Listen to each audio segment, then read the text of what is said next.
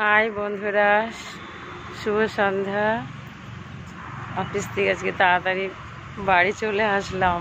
কি সুন্দর বাতাস দিচ্ছে, ছাদে ঘুরছি, খুব ভালো লাগছে।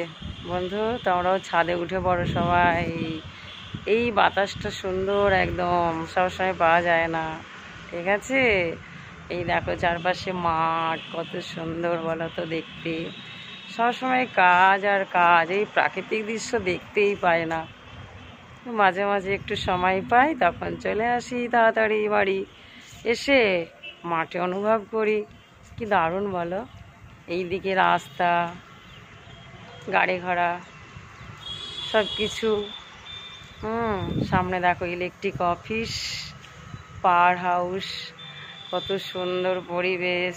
এই দেখো মাঠ, কত সুন্দর, চারপাশে মুক্ত বাতাস। বলো, এইরকম মুক্ত বাতাস কি পাওয়া যায় বলো? শহরের মধ্যে কত ঘিঞ্জি, একদম ভালো লাগে না। শুধু ঘিঞ্জি, গাড়ি ঘোড়া আর ছোট থেকে এসব আওয়াজ শুনে শুনে আর ভালো লাগছে না। মনে হচ্ছে এই মাঠের দিকে বেরিয়ে চলে আসি। মাঠের দিকে থাকতে ভালো লাগে, ফাঁকা মুক্ত বাতাস। কিন্তু মাঠ আর কোথাও নেই।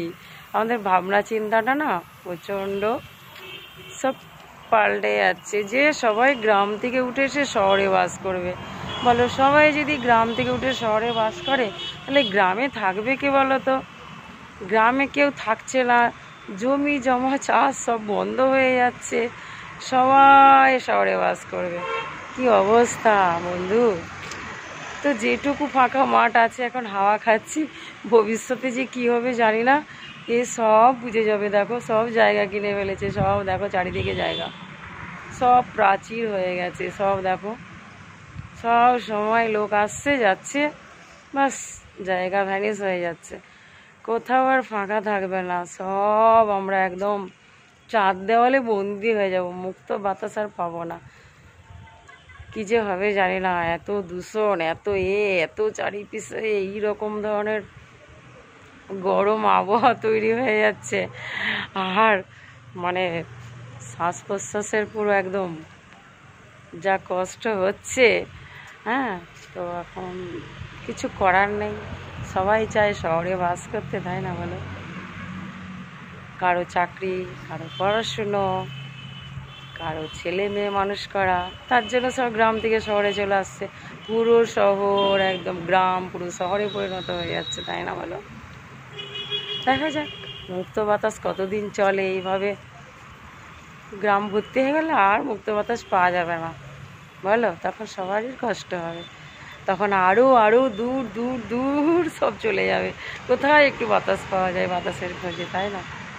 শুধু যা জঙ্গলটা একটু খালি আছে, তা একদম জঙ্গলের দিকে চলে যাবে বাতাস খেতে, শালবনের। ঠিক আছে, ঠিক আছে বন্ধু, টাটা বাই বাই। অনেক বকবক করলাম, আমি তো সময় পাই না একটু বকবক করার, তো তারই মধ্যে একটু বকবক করলাম। আজকে মনে হয় যে দেখি একটু বন্ধুদের সাথে কথা বলি, খুব ভালো লাগে। তো সবসময় ব্যস্তর মধ্যে দিয়ে থাকি, রাত্রি হয়ে যায় বাড়ি ফিরতে, একটু মাইন্ড একটু করার জন্য একটু টাইম দেরি হয়ে যায়, টাইম পাস করতে অফিস থেকে বেরিয়ে। তো আজকে তাড়াতাড়ি এসেছি, ওই জন্য আজকে একটু দেখি বন্ধুদের সাথে কথা বলি। টাটা বাই বাই, শুভ সন্ধ্যা, সবাই ভালো থেকো বন্ধু, টাটা। ঠিক আছে, আবার পরে কথা হবে, ওকে।